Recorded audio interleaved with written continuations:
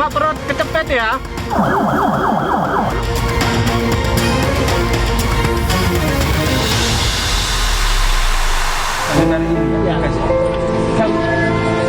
Tandu. Awas kepala.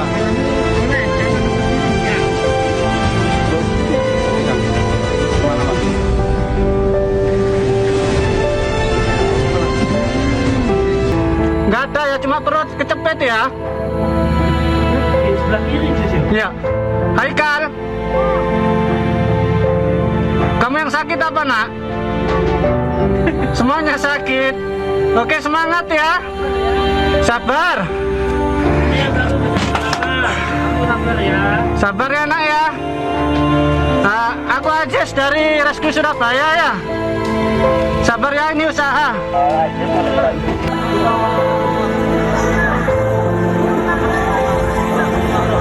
Imam kedua. Pemirsa, hingga saat ini proses evakuasi sejumlah santri yang terjepit di dalam reruntuhan bangunan di Pondok Pesantren Al-Khozini, Buduran, Sidoarjo, Jawa Timur masih terus dilakukan. Video dramatis yang diambil oleh petugas penyelamat saat evakuasi pun viral di media sosial. Nah, sabar ya. Oke. Yuk, salawatan yuk. Semangat ya. Kita usaha ya. Dalam video yang direkam oleh salah seorang petugas penyelamat, dua orang santri yang masih terjepit di antara runtuhan bangunan bernama Yusuf dan Haikal. Oke, tahan ya Yusuf ya. Haikal. Petugas yang mencoba mendekat ke arah korban berusaha membangun komunikasi untuk menjaga agar korban terus tersadar. Sesekali petugas penyelamat mengajak Yusuf dan Haikal untuk bersalawat bersama. Kita usaha ya secepatnya ya. Bantu. Oke. Tak berselang lama, upaya penyelamatan santri atas nama Yusuf berhasil dilakukan. Yusuf berhasil keluar dari dalam reruntuhan bangunan musola Pondok Pesantren Al-Khozini dalam kondisi lemah. Yusuf merangkak keluar dibantu oleh petugas penyelamat.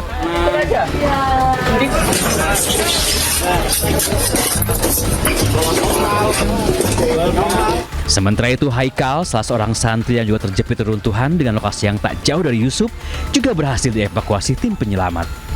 Haikal dikeluarkan dari dalam reruntuhan dalam kondisi sadar dan langsung mendapat bantuan pernapasan.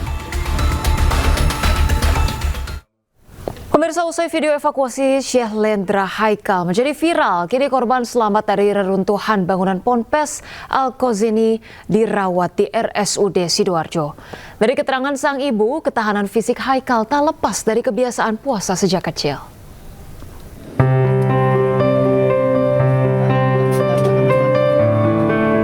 Setelah 3 hari 2 malam bertahan di bawah runtuhan bangunan, Syekh Lendra Haikal berhasil dievakuasi tim SAR gabungan Rabu sore. Meski sempat putus asa, orang tua Haikal mengaku bersyukur anaknya selamat dari musibah yang terjadi di Pondok Pesantren Al-Khozini, tempat Haikal menuntut ilmu. Menurut keterangan sang ibu, ketahanan fisik Haikal tak lepas dari kebiasaannya puasa sejak kecil. Tadinya sempat berpikir anak itu tidak ada ketika waktu itu kan mau pengambilan, habis itu runtuh lagi. Dari situ saya down. Aduh, anakku udah ada 80%. Saya pikir tidak ada, tapi bismillah, anakku kuat gitu. Sholawatan terus sampai dengar barusan itu jam 3 Haikal diketemukan, Haikal bisa keluar. Alhamdulillah, itu pokoknya. Dari hasil pemeriksaan tim medis tidak ditemukan luka serius maupun patah tulang pada tubuh Haikal. Korban hanya mengalami dehidrasi dan saat ini masih dalam perawatan intensif. Dalam kesempatan ini, Ibu Haikal juga sempat dijenguk Mensos bersama Wagub Jawa Timur dan Bupati Sidoarjo di RSUD Sidoarjo. Dari Surabaya, Jawa Timur, Hari Tambayong, iNews melaporkan. Pemirsa, setelah berdialog dengan wali santri, BNPB dan Basarnas disepakati untuk melanjutkan evakuasi reruntuhan bangunan Ponpes menggunakan krain pengait. Sebelumnya telah dilakukan asesmen di seluruh zona.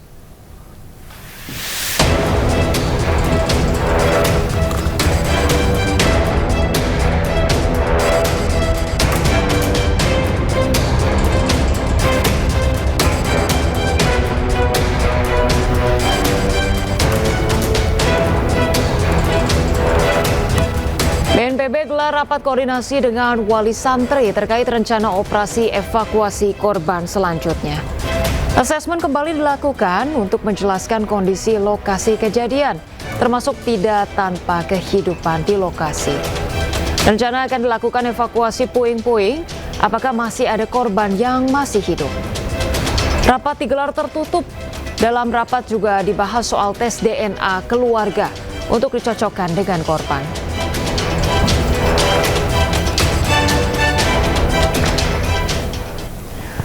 Pemirsa sedih menunggu ketidakjelasan anak dan keluarga mereka yang tertimbun reruntuhan bangunan Ponpes Al-Khogini. Sejumlah keluarga korban di posko operasi SAR mulai depresi. Mereka pasrah dengan Basarnas dan hanya berharap korban bisa ditemukan apapun kondisinya. Setelah tinggal beberapa hari di posko operasi SAR yang dibuka di bagian belakang Ponpes Al-Khogini, Buduran, Sidoarjo, sejumlah keluarga korban runtuhan bangunan Ponpes Al-Khogini kini mulai depresi. Mereka tertekan mentalnya karena harus menunggu informasi terkait kondisi anak, saudara atau kerabat mereka yang hingga kini masih tertimbun runtuhan bangunan. Bahkan ada dari keluarga korban yang histeris sambil menjatuhkan tubuhnya akibat depresi dengan kondisi yang dialami. Sebagian dari keluarga korban saat ini mengaku hanya bisa pasrah. Mereka hanya bisa berharap korban bisa segera ditemukan apapun kondisi. Nas menggunakan alat berat gimana, Bu? Ibu setuju? Asalkan cepat-cepat. Gitu ya, apapun kondisinya, Bu ya. Ibu udah siap melihat kondisi sebenarnya, apakah nanti itu ya, Mbak, anaknya Ibu atau anak ya? Yang jelas harapan Ibu apa sekarang pinginnya? Pemirsa, berikut kesaksian korban luka detik-detik saat ambruknya bangunan pondok pesantren Al-Khogini Sidoarjo yang dirawat di RSUD RT Notopuro Sidoarjo. Kedua, langsung Mas dengarnya gimana?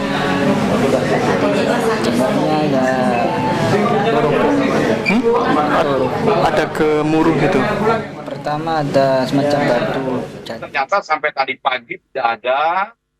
Akhirnya tim gabungan memutuskan untuk masuk tahap berikutnya. Tahap evakuasi pencarian dengan menggunakan alat-alat berat. Tentu saja resikonya ini tidak mempertimbangkan lagi apabila ada yang masih selamat. Gitu. Tapi ini tetap hati-hati. Tidak menggunakan alat-alat berat yang langsung mengakibatkan itu bersih tetapi tidak aman. Jadi satu-satu ya, dan ahlinya sudah didatangkan.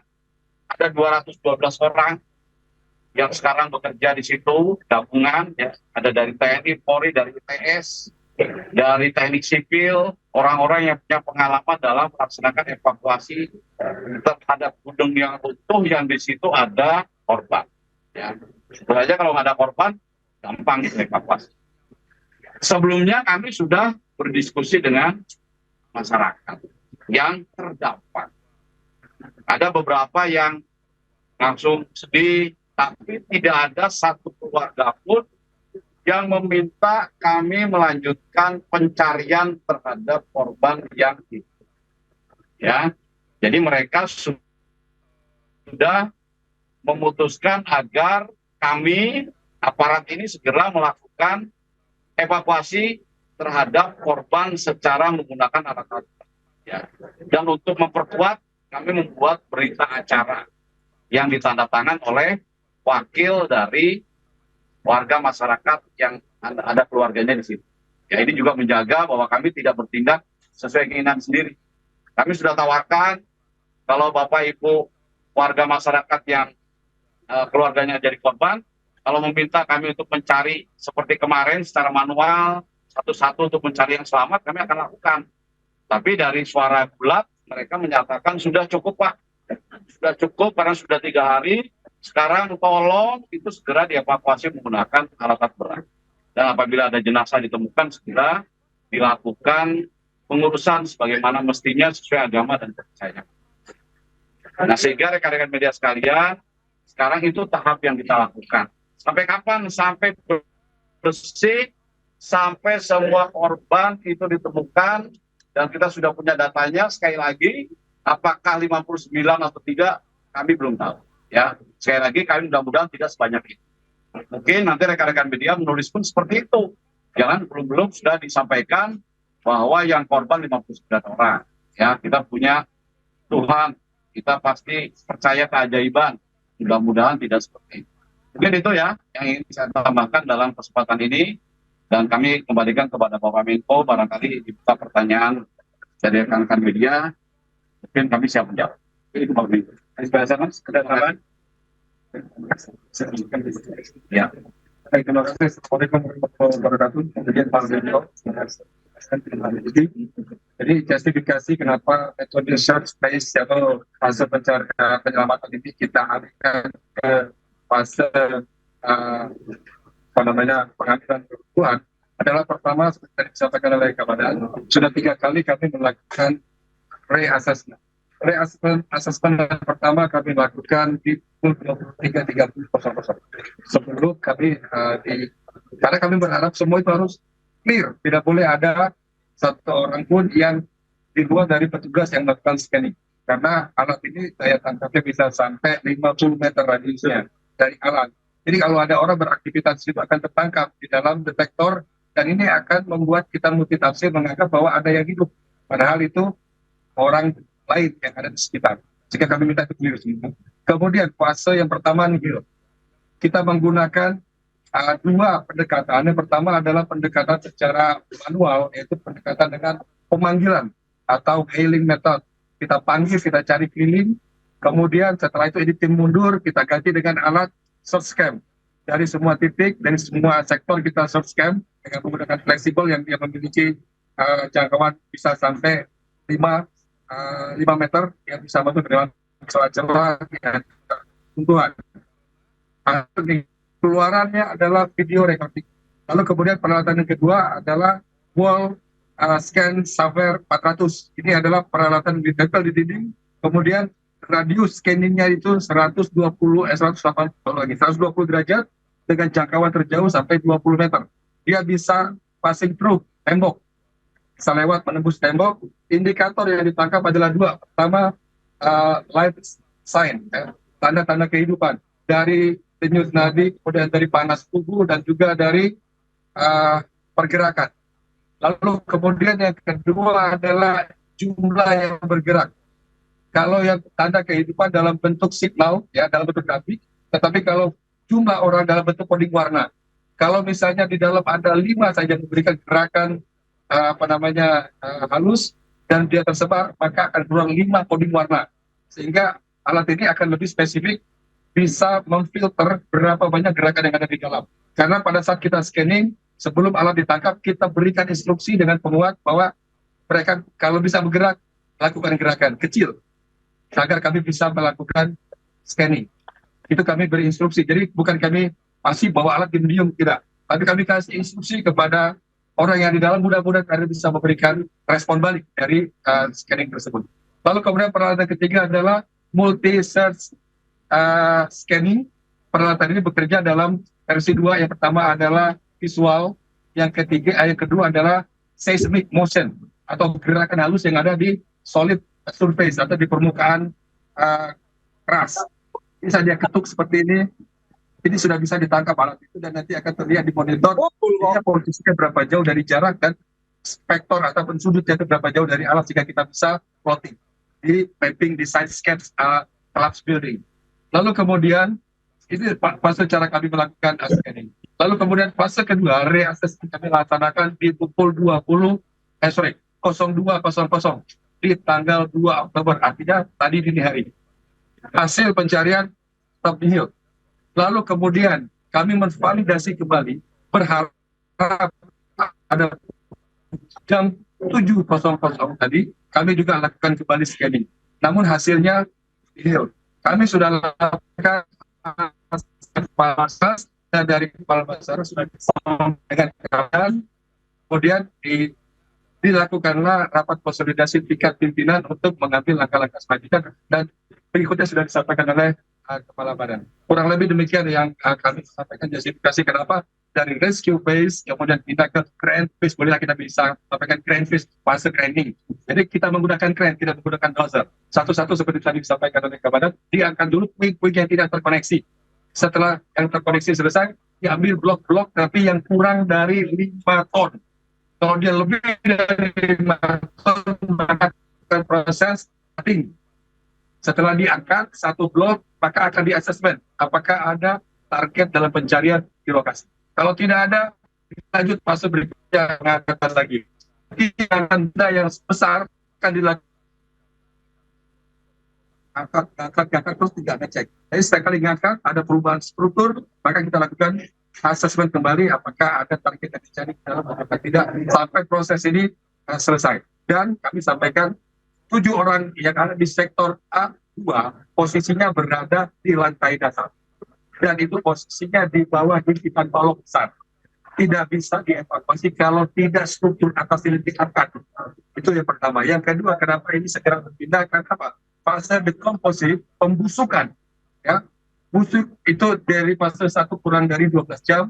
Kemudian fase kedua kurang dari 24 jam. Fase ketiga lebih dari 48 jam akan terjadi penyebaran hal yang dapat memberikan dampak itu. Karena ini adalah unsur kimiawi dan biologis yang dikeluarkan oleh kita dari sini saja kadang-kadang sampai sama-sama kita dan itu bisa terabsorb lewat pernapasan, maka juga bisa melalui kulit karena kita di sini daerahnya karena temperatur tinggi kita pasti demikian. Terima kasih. Terima kasih. Saya tambahkan ya sedikit. Jadi untuk yang tahap 2 timnya kami sudah siapkan sedemikian rupa. Insya Allah ini cukup ya. Yang pertama untuk personil yang punya keahlian khusus menggunakan pakaian khusus hazmat ya, itu ada 219. Kemudian kamu siapkan juga antisipasi kantong jenazah. Ini ada 300 kantong jenazah ya. Jadi kami tidak mau ambil main-main. Jadi kalau perlu misalnya satu atau 2 kantong ya kita siapkan, yang sampai di lapangan kurang. Dump truck kita siapkan 30 dump truck. Ya, ini untuk ngangkut material, barang-barang korban dan sebagainya. Ya. Kemudian ambulan juga sudah siap 30 unit. Jadi begitu nanti ditemukan korban jenazah untuk diangkut ke pasukan kantong mayat harus dibawa ke rumah sakit. Ya nanti di DPI di rumah sakit. Jadi masyarakat tidak diperkenankan untuk melihat korban di sini. Ya nanti di rumah sakit. Itu memang prosedurnya, SOP-nya. Kemudian alat berat juga ada 5 unit alat berat yang cocok untuk evakuasi gedung runtuh yang ada korban manusia. Ya, jadi tadi sampaikan tidak ngawur, tidak pakai bulldozer, hajar aja. Tentu saja ini dievaluasi terus. Kami ada di sini sampai selesai. Bahkan tadi kami sampaikan juga ke masyarakat terdampak apabila ada keluarga yang kesulitan, mungkin akan mengevakuasi keluarganya keluar Sidoarjo, ada kesulitan untuk pemakaman, kami akan membantu. Ya, dan kami membuka langsung dialog dengan mereka secara langsung, sehingga yakinlah rekan-rekan media sekalian sampaikan bahwa pemerintah pusat, ini Bapak Menko datang, pemerintah provinsi, kabupaten kota, Polri semua terlibat. Ya, memang BNPB dalam keadaan bencana diamanatkan undang-undang sebagai koordinator, sebagai yang mengendalikan semuanya, ya kami akan laksanakan itu dengan sebaiknya. Itu tambahan dari kami. Terima kasih. Terima kasih. Ada?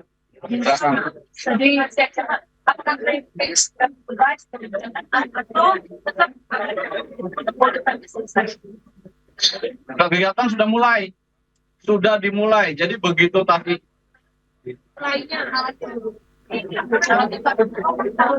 Tadi keren sudah masuk. Personil orang-orang sudah masuk. Jadi kerennya itu mengambil tadi yang sampaikan Pak Prejer, balok-baloknya diawasi oleh orang-orang. Nanti kalau ya ini mungkin perwakilan bisa lihat ya. Ada juga videonya. mungkin nilai pidana CCTV-nya nanti bisa lihat. Artinya begitu tadi orang tuanya sudah mengizinkan, sudah membuat berita acara, langsung masuk karena timnya sudah siap dari tadi pagi. Yang kira jam berapa itu Pak? Jam 11.30 tadi udah mulai. Ini kan posternya kan ada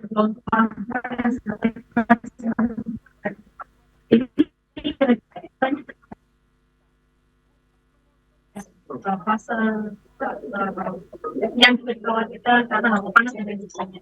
Kalau misalnya presiden Pak ada tumpu Pak ini bagaimana supaya menjatuhkan yang juga tetap aman di depannya kita sudah bisa dilakukan dan kita upaya yang besar ditingkatkan bersama kalau misalkan ada bagian kapasitas Ya baik, nanti ditambahkan oleh Basarnas ya. Yang jelas itu di lokasi diskusi bahkan mohon maaf ya untuk memperkecil aroma misalnya sebelum masuk timnya juga sudah kita semprot supaya ini ada yang disampaikan Pak Brigjen tadi tidak terlalu mengganggu bagi yang lain. Kemudian di sekitar situ ada gedung-gedung yang bahaya tadi itu sudah kosong. Dan yang kami masukkan di situ adalah tim yang punya kualifikasi khusus dipimpin oleh Komandan Kodim, seorang Letnan Kolonel yang langsung di lapangan dan bukan sembarang Komandan Kodim, karena Komandan Kodim ini mempunyai kualifikasi seni, jadi dia paham terkait pelajarannya, paham dan bagaimana supaya saat mengambil balok-balok itu aman bagi timnya, aman bagi dirinya dan aman bagi yang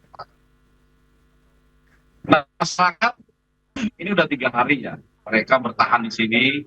Tadi saat kita memberikan penjelasan ya manusiawi lah, ada yang nangis, ada yang jerit, namanya masih berharap bahwa ada yang masih selamat di sini.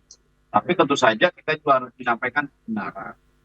Kami juga sampaikan bahwa mudah-mudahan kita semua juga mudah-mudahan tidak sampai 59, tapi saja kayaknya mereka sepakat untuk segera dilakukan pencarian. Yang selesai sampai hari ini. Posko selesai sampai semuanya tuntas. Jadi tidak ada batas waktu. Ya, kami akan perpanjang terus sampai semua permasalahan terkait ini pencarian pertolongannya hanya satu sisi dalam penanganan bencana. Tapi setelah itu, setelah ketemu semua, setelah beres, ini ada fase rehabilitasi rekonstruksi. Itu juga menjadi tanggung jawab kami, tanggung jawab pemerintah. Makanya tadi kami sampaikan, warga juga jangan ragu-ragu, jangan yakin ada masalah yang terkait dengan bencana ini, bahwa keluarganya dimakamkan di mana, bawanya ke sana nggak ada biaya, itu semuanya kami akan bantu. Gitu, ya. Lagi Pak Menko terkait dengan korban selamat, kan tidak ada rasa trauma seperti itu. Bagaimana Pak kekuatan supaya mereka nanti juga bisa melakukan aktivitas seperti biasa dan juga bagi siswa-siswa yang saat kita masih pondok di sini, Pak. Bagaimana supaya memastikan bahwa mereka bisa melakukan aktivitas.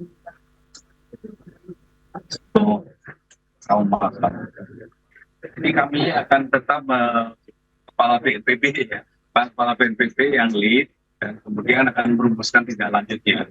Jadi seandainya nanti perlu ada tindakan-tindakan atau dukungan yang signifikan dari kementerian lain, kami sudah punya mekanisme, yaitu kita punya mekanisme rapat tingkat menteri. Seandainya itu diperlukan, sama tidak ada keperluan yang sangat signifikan, bisa diatur dengan komunikasi langsung, misalnya dengan Kementerian Sosial, dengan Kementerian PU, atau kementerian-kementerian lain yang terkait.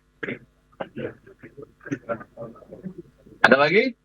Ya, silakan. Kalau update lain tadi, keberlanjutan di pesantren ini sendiri kan nanti berarti kan sekarang kelihatan pelajar-pelajarnya kan proses. Ini ke depannya akan gimana, ada apakah misalnya tim itu secara lagi, apakah pemerintah akan mereview misalnya pesantren ini ke depannya seperti apa, dan juga kalau misalnya ini kan ada kelalaian,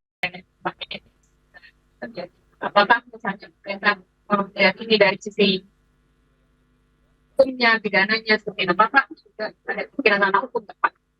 Ya jelas tadi malam saya sudah koordinasi dengan Pak Menko Infrastruktur, Pak AHY, untuk menindaklanjuti bagaimana ke depan hal-hal semacam ini tidak terulang lagi. Ya, tentu saja ini juga membutuhkan dukungan dari pemerintah daerah. Nanti malam, kebetulan kita juga ada pertemuan dan nasional kaitannya dengan bencana. Ini akan juga menjadi bagian dari apa yang akan kita harus utamakan ya kita bicarakan. Mengenai tindak lanjut proses pembelajaran, saya belum mendiskusikannya dengan Pak Menteri Agama. Nanti kami akan bicarakan dengan Pak Menteri Agama dan bagaimana selama kan kemudian infrastruktur untuk pembelajaran kan tidak ada. Jadi ini tentu saja harus dibicarakan bukan hanya dari pihak pemerintah tapi juga dari pihak pesantren juga. Ya. Kami belum bisa mengupdate mengenai untuk hukum ya. Ini memang domainnya dari kepolisian ya. Bisa dapat informasi. Tentu saja setiap kejadian ya, ini sampai menimbulkan korban jiwa itu sudah otomatis ya. Memang kita tahan ada beberapa kita tahan dulu sampai dengan ini kondisi pulih dulu. Memang ada beberapa kemarin upaya udah memanggil orang tua, santri, dan pihak pesantren, Polda, Polres, itu yang informasi walaupun secara koordinasi karena itu memang wewenang aparat penegak hukum ya kita sampaikan mungkin agak ditahan dulu sampai dengan kegiatan evakuasi ini selesai ya tapi artinya tetap semuanya ada konsekuensi hukum karena kita tinggal di negara ya oke. Terima kasih.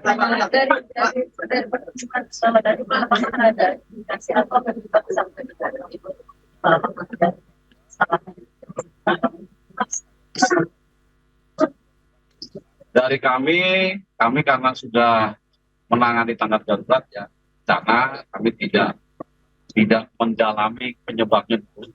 Dan tadi dari orang tua semua santri juga belum ada yang menanyakan kenapa ini terjadi. Semuanya masih fokus bagaimana anak saya, ponakan saya untuk bisa selamat, bagaimana caranya.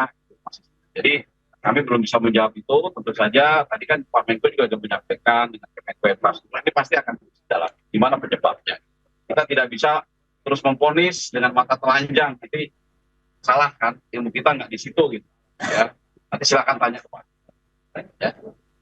Pak, tadi kan sebelum mulai rapat kita ada pernyataan dari sekolah tua atau jelas ya, itu pasti nanti makanya tadi saya katakan setiap terjadinya bencana apalagi sampai korban begini ya tentu saja yang harus dilakukan nanti begitu ketemu langsung dilakukan tindakan penyelamatan walaupun sudah menjadi jenazah kan langsung dimasukkan ke kantong langsung dibawa rumah sakit Siti Hajar. Nanti di situ dilakukan identifikasi oleh GIDI. Nah makanya tadi juga disampaikan di sini kan belum ada yang bukan merupakan anak, misalnya ponakan apa. Nah, itu juga menjadi pokok perhatian karena kan di NI biasanya juga ahlinya bilang yang langsung orang tua dan sebagainya. Itu yang menjadi pokok perhatian setelah ini. Ya, setelah ini. Jadi ini memang tahap kita mencari korban yang di dalam.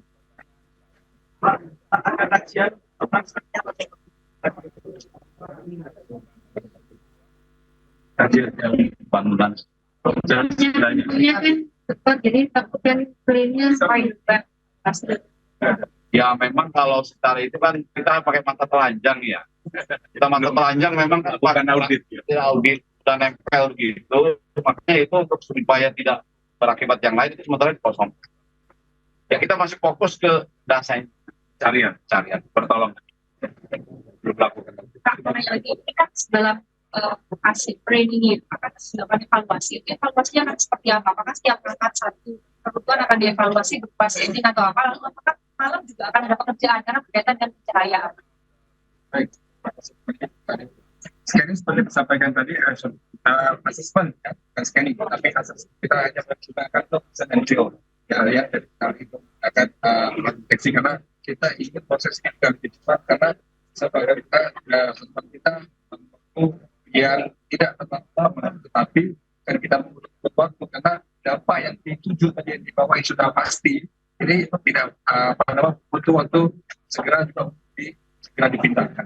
Ini juga tentu sebagai dari ada kekhawatiran lingkungan sehingga proses ini hanya dilakukan dengan rapid assessment atau penilaian atau kajian cepat melihat tidak ada potensial victim ataupun body dan sebagainya dilanjutkan lagi. Dan untuk malam kami akan pertimbangkan tidak dilakukan. Kenapa? Karena satu, kecahayaan, yang kedua visibility kita terbatas, dan yang ketiga dari faktor waktu tadi sudah ada 290 orang, tetap unsur fatigue itu juga kita perhatikan. Sehingga nanti unsur keselamatan, kalau prosesnya adalah memindahkan kue, tetap proses keselamatan, terutama operator yang jadi lapangan, operator crane maupun orang yang berada sebagai safety orders ataupun yang memastikan area clear dari sektor yang sedang dilaksanakan. Ya. Oke, terima kasih.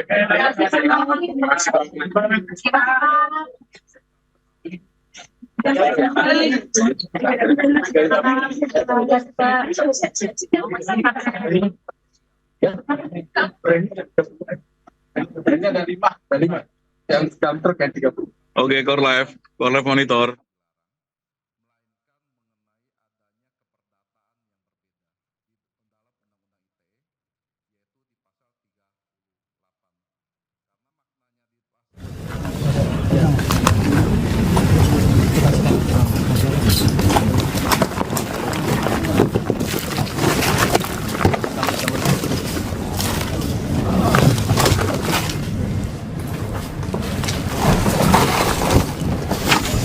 ujung ada ya pemirsa, tadi baru saja kita saksikan breaking news dari BNPB dan juga Menko PMK, di mana update terkini pemirsa mengabarkan bahwa 59 orang masih terjepit terkait dengan musibah yang terjadi di Ponpes Al-Kozini, Sidoarjo. Dan pemirsa, kita ke informasi terkait dengan 5 jenazah korban ambruknya bangunan Ponpes Al-Kozini di Buduran, Sidoarjo, Jawa Timur yang tiba di Rumah Sakit Islam Siti Hajar.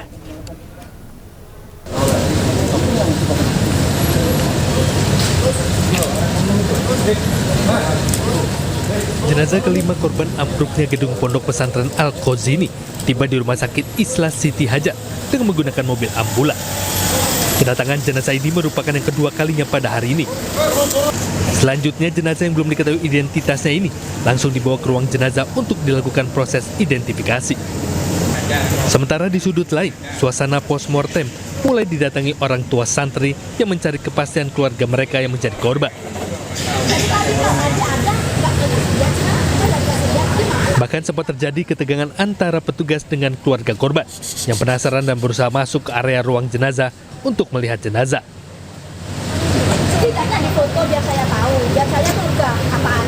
Dari Sidoarjo, Jawa Timur, Yoyo Agusta Ainus melaporkan.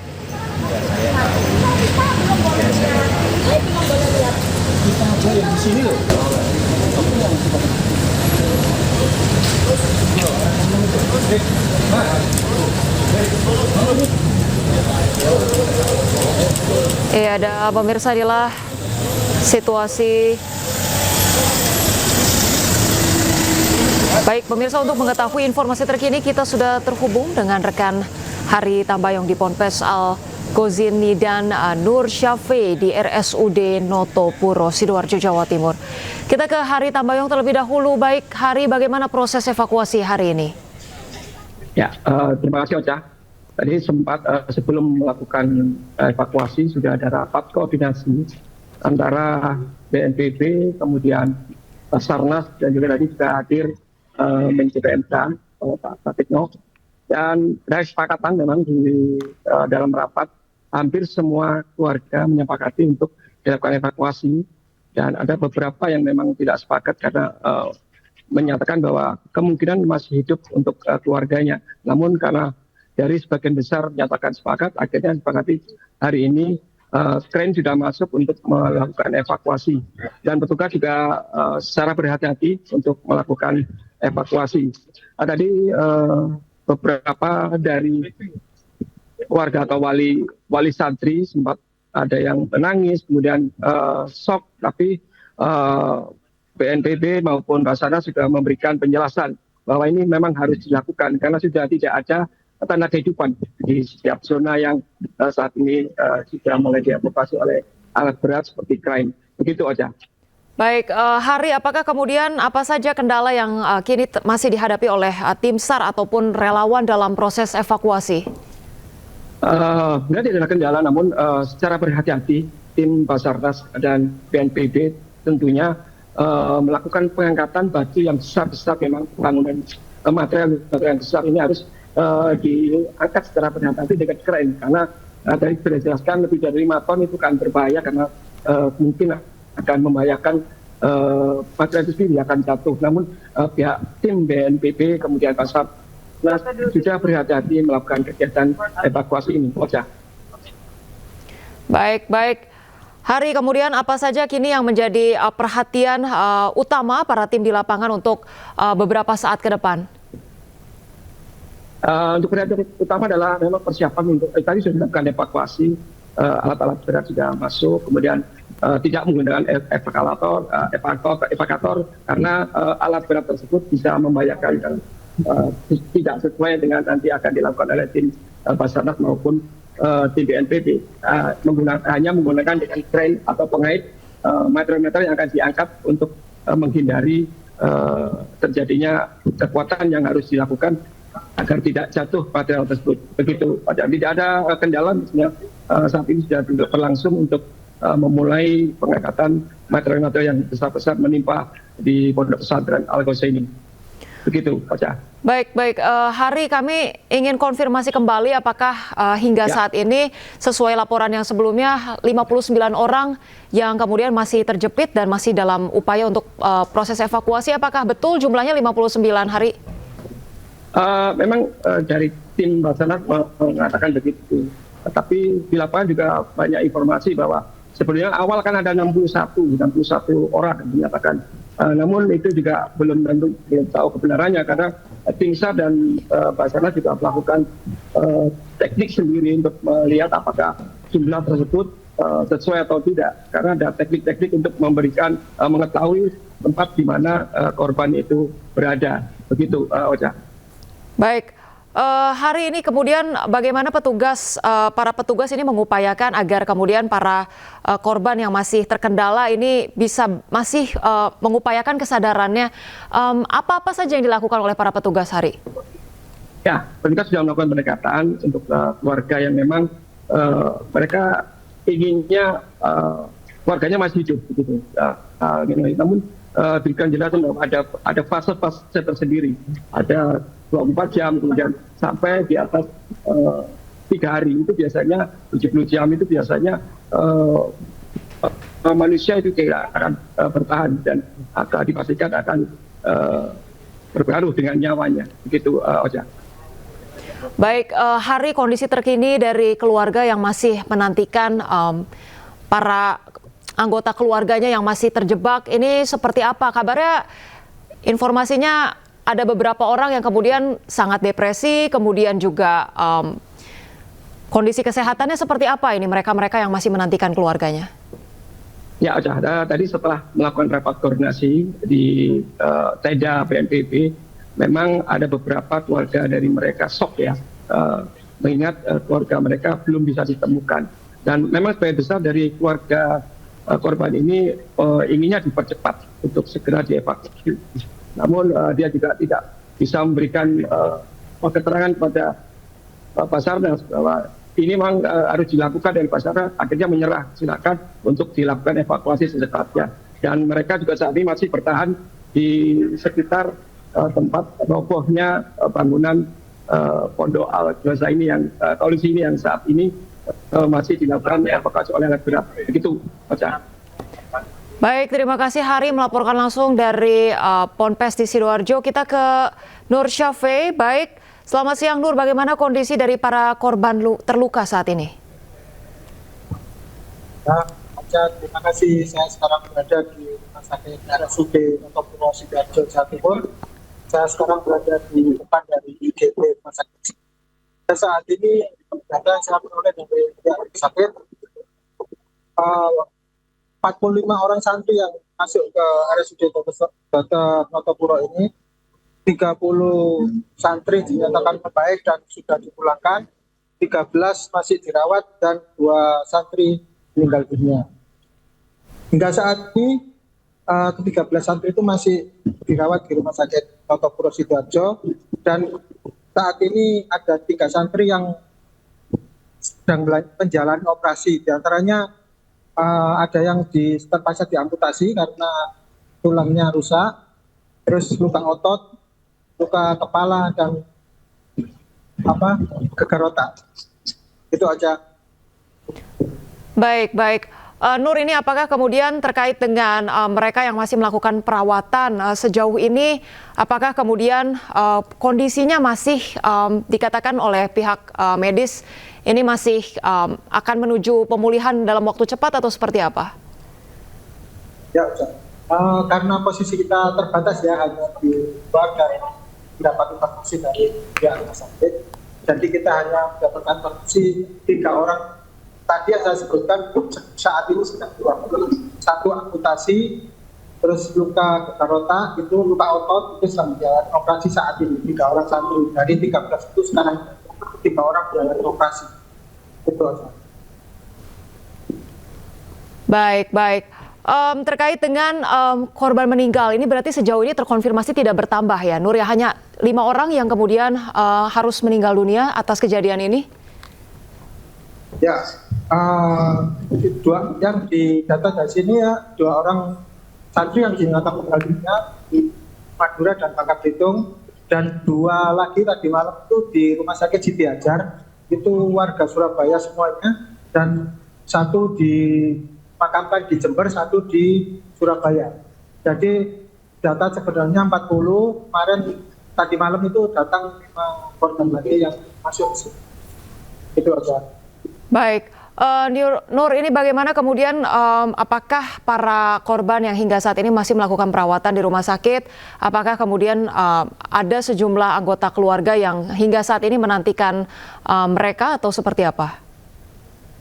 Ya, di pelataran IGD ini ada beberapa keluarga yang menunggu santrinya, tapi menunggu anaknya, tapi menunggunya itu bukan dari korbannya sakit, tapi dia itu menunggu anaknya tidak ada kabar dari istilahnya masih belum ditemukan. Jadi mereka itu menunggunya di rumah sakit karena bolak-balik dia menunggu di sini, di lokasi kejadian di Pondok Alkos itu. Jadi dia tuh ingin mendapatkan kabar anaknya tersebut. Jadi pindah-pindah, dia itu menginap di rumah sakit, kemarin menginap di dekat lokasi Pondok Pesantren itu. Baik, Nur, apakah kemudian Anda berkesempatan untuk bertemu dengan korban yang selamat, dan apakah mereka juga memberikan keterangan bagaimana sebetulnya kronologi terjadinya musibah ini? Ya, saya tadi sempat ketemu dengan orang tua dari Haikal yang sempat viral itu. Dia tertimbun terluka itu selama 3 hari, namun dia masih hidup. Orang tuanya sangat senang sekali, bahkan rencananya dia akan menggelar syukuran di kampung halaman. Nah, sekarang ini dia menjalani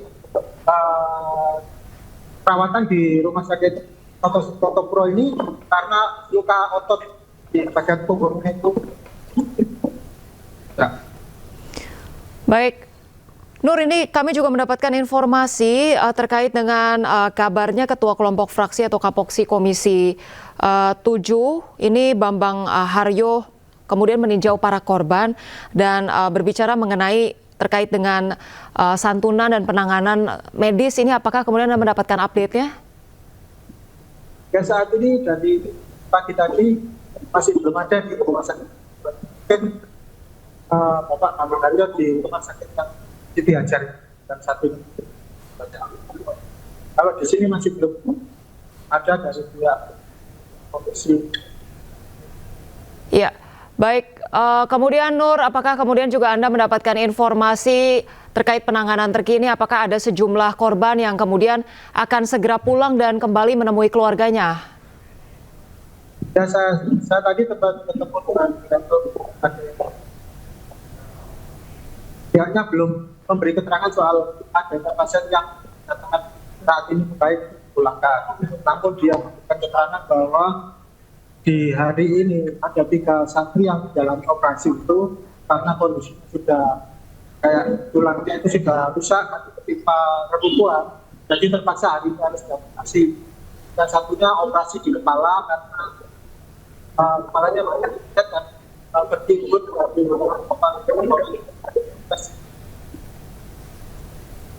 operasi bukan otot.